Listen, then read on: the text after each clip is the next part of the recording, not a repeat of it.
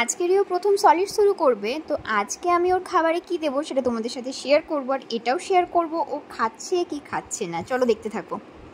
আজ আমি ওর জন্য রেডি করব মুগ ডালের পিউরি। তো মুগ ডালটাকে মোটামুটি 4-5 ঘন্টা ভিজিয়ে রেখেছিলাম, পুরোপুরি ভিজে গেছে, একদম 2 চামচ মুগ ডাল নিয়েছি। আর আমি এখানে মুগ ডালটা ইউজ করছি টাটা সম্পূর্ণার আনপলিশড মুগ ডাল। না, এটা কোনো প্রমোশন ভিডিও না, যেহেতু আনপলিশড তাই নিউট্রিশনটা অনেকটা বেশি পলিশ ডালের থেকে। আমি এখানে মোটামুটি 1 বাটির মতো জল নিয়ে নিচ্ছি। প্রেসার কুকারে করবো না, জলের মধ্যে ডালটাকে সেদ্ধ করব।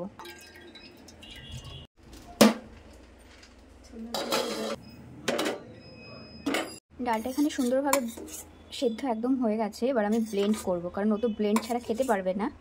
এখন ম্যাশ করে দিলে ওর গলায় লেগে যেতে পারে।